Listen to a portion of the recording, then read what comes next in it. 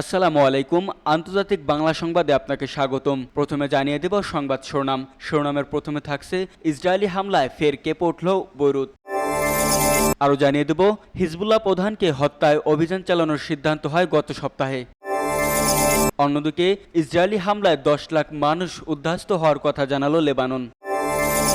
এদিকে বৈরুত হামলায় যে ধরনের বোমা ব্যবহার করেছে ইসরায়েল। আরও থাকছে নিরাপদ স্থানে সরিয়ে নেওয়া হলো খামেনিকে।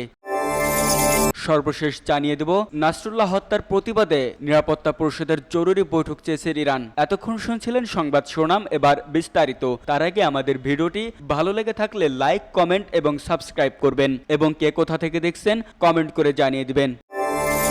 ইসরায়েলি হামলায় ফের কেঁপে উঠল বৈরুত। হিজবুল্লাহ প্রধান নেতা হাসান নাসরুল্লাহকে হত্যার একদিন পর ফের লেবাননের রাজধানী বৈরুতে হামলা চালিয়েছে দখলদার ইসরায়েলি। লেবাননের সংবাদ মাধ্যম জানিয়েছে আজকের হামলায় টার্গেট করা হয়েছে হিজবুল্লাহর নির্বাহী কাউন্সিলের উপপ্রধান নাবিল কাউককে। হামলায় তিনি আহত বা নিহত হয়েছেন কিনা সেটি স্পষ্ট করেনি কোনো সংবাদ মাধ্যম। বৈরুতের দাহিয়তে ভয়াবহ বিমান হামলা চালায় ইসরায়েলি বাহিনী। এতে হাসান নাসরুল্লাহ সহ অন্তত 11 জন নিহত হন। ইসরায়েলি প্রতিরক্ষা বাহিনী আইডিএফ এক বিবৃতিতে জানিয়েছে তারা বৈরুতের দাহিয়াতে নির্ভুল হামলা চালিয়েছে, তবে কার উপর হামলা চালিয়েছে সেটি তারা তাৎক্ষণিকভাবে উল্লেখ করেননি। সিএনএন জানিয়েছে আজকের হামলার পর বৈরুতে বিকট শব্দ শোনা গেছে, ফলে ধারণা করা হচ্ছে হামলাটি বেশ বড় ছিল। লেবাননের স্বাস্থ্য মন্ত্রণালয় জানিয়েছে গত 2 সপ্তাহে লেবাননে ইসরায়েলের চালানো হামলায় 1000-এর বেশি মানুষ নিহত হয়েছেন। হিজবুল্লাহ প্রধানকে হত্যায় অভিযান চালানোর সিদ্ধান্ত হয় গত সপ্তাহে। লেবাননের শিয়াপন্থী রাজনৈতিক দল ও সশস্ত্র সংগঠন হিজবুল্লাহ প্রধান হাসান নাসরুল্লাহকে গত সপ্তাহের শুরুর দিকে হত্যার অভিযানের পরিকল্পনা করা হয়েছিল। ইসরায়েলের প্রতিরক্ষা কর্মকর্তা এ তথ্য জানিয়েছে। সংবাদ মাধ্যম দ্য নিউ ইয়র্ক টাইমের এক প্রতিবেদনে এমন তথ্য জানানো হয়েছে। এ সময় লেবাননের সম্ভাব্য যুদ্ধবিরতি নিয়ে যুক্তরাষ্ট্রের প্রতিনিধিদের সঙ্গে ইসরায়েলের নেতাদের আলোচনা চলছিল।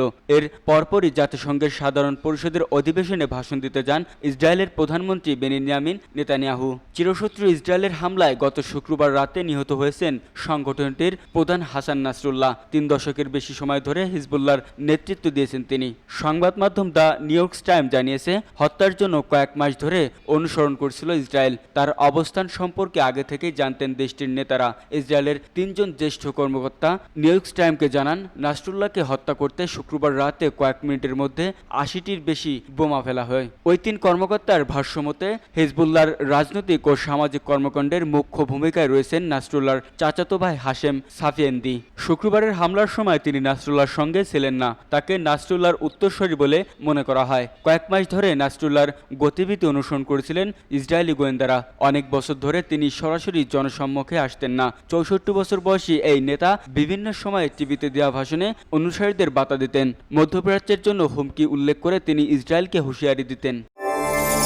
ইসরায়েলি হামলায় 10 লাখ মানুষ উদ্বাস্ত হওয়ার কথা জানালো লেবানন। ইসরায়েলি বাহিনীর নির্বিচার হামলায় লেবানন থেকে প্রায় 10 লাখ মানুষ উদ্বাস্ত হয়েছে। লেবাননের পরিবেশ বিষয়ক মন্ত্রী নাসের ইয়াসিন রয়টার্সকে এ কথা জানিয়েছে।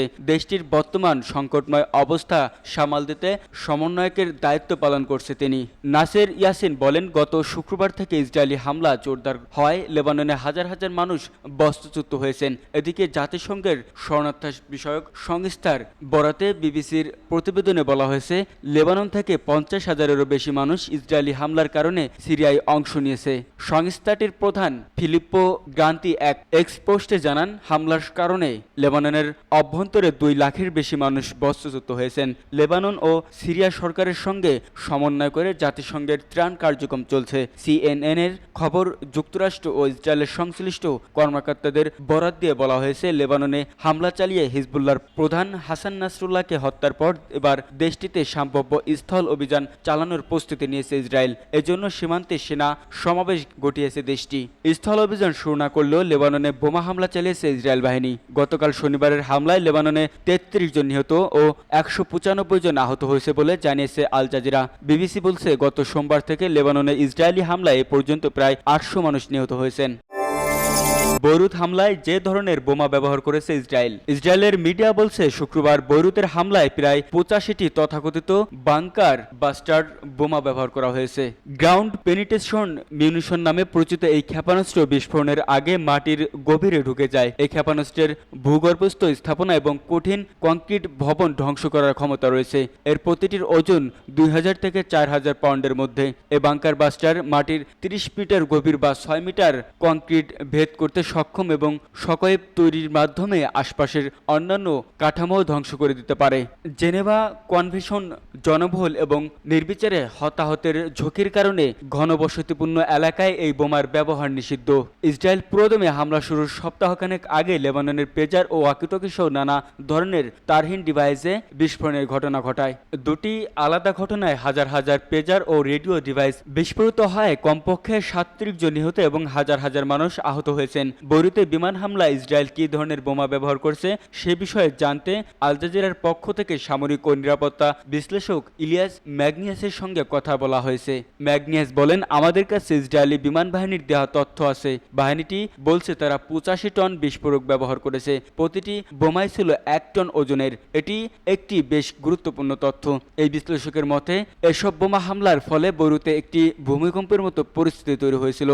বৈরুতের বিভিন্ন জায়গায় মানুষের সঙ্গে আমি কথা বলেছি, তাদের সবার মনে হয়েছে যেন পাশের ঘরে বোমা পড়েছে। বৈরুতের মতো একটি শহরে এটি সত্যি একটি ভয়ঙ্কর পরিস্থিতি।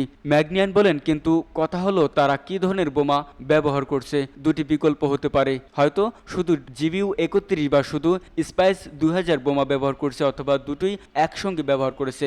নিরাপত্তা বিশ্লেষক ম্যাগনিয়ান বলেন, আমার মনে হয় এই দুই ধরনের বোমাই যেখানে ফেলা হয়েছে যার প্রভাব আমরা দেখতে পেয়েছি। যেমন বৈরুতের শহরতলির ওই স্থানে হামলার লক্ষ্যবস্তুতে একটি গর্ত আমরা দেখেছি। ওই স্থানের সব ভবন সেই গর্তে ধসে পড়েছে। ফলে গর্তে ধসে পড়া ভবন এর ভেতর থেকে মৃতদেহের উদ্ধার করতে দীর্ঘ সময় লেগেছে। নিরাপদ স্থানে সরিয়ে নেওয়া হলো খামেনিকে। হিজবুল্লাহ প্রধান হাসান নাসরুল্লাহকে হত্যার ইরানের সর্বোচ্চ ধর্মীয় নেতা আয়াতুল্লাহ আলী খামেনিকে দেশের ভেতরে একটি নিরাপদ স্থানে সরিয়ে নেওয়া হয়েছে। তেহরানের সর্বশেষ খবর সম্পর্কে অবগত দুজন আঞ্চলিক কর্মকর্তা রয়টার্সকে তথ্য জানিয়েছে।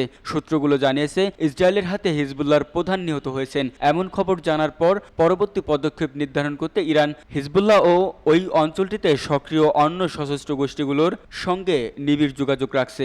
খামেনিকে সেখানে সরিয়ে নেওয়া হয়েছে। সেখানকার নিরাপত্তা ব্যবস্থা আরও উন্নত বলে জানিয়েছে তারা। এদিকে ইসরায়েলের বিরুদ্ধে লড়াইয়ে হিজবুল্লাহকে সমর্থন করার জন্য মুসলিমদের আহ্বান জানিয়েছে ইরানের সর্বোচ্চ নেতা আয়াতুল্লাহ আলী খামেনি। বৈরুতের দক্ষিণাঞ্চলে ইসরায়েলি সামরিক বাহিনীর বড় ধরনের বিমান হামলায় হিজবুল্লাহ দীর্ঘদিনের নেতা হাসান নাসরুল্লাহ নিহত হওয়ার পরই খামেনি এই আহ্বান জানান। ইরানের সর্বোচ্চ নেতা শনিবার বিকালে তার অফিসিয়াল ওয়েবসাইটে এক বিবৃতিতে বলেন, লেবাননের নিরাপদ মানুষের উপর চালানো এবং এ হামলায় ইসরায়েলি নেতাদের স্বল্পদৃষ্টি ও বোকামির প্রমাণ দেয়। ইসরায়েলি অপরাধীরা জানে না যে তারা হিজবুল্লাহর শক্ত ঘাঁটিগুলোর উপর বড় কোনো ক্ষতি করতে পারবে না। এমন সময় বিশ্ব মুসলিমদের উদ্দেশ্যে খামেনি বলেন, মুসলিমদের লেবানন এবং হিজবুল্লাহর পাশে দাঁড়াতে এবং ওই জালিম ও অপরাধী রাষ্ট্রের বিরুদ্ধে প্রতিরোধ সমর্থন দিতে হবে। সেই সঙ্গে তিনি হুঁশিয়ারি দেন যে এই অঞ্চলের ভবিষ্যৎ নির্ধারণ হবে প্রতিরোধ বাহিনীর মাধ্যমে এবং হিজবুল্লাহ সেই প্রতিরোধের নেতৃত্ব দেবেন। নাসরুল্লাহ হত্যার প্রতিবাদে নিরাপত্তা পরিষদের জরুরি বৈঠক চেয়েছেন ইরান।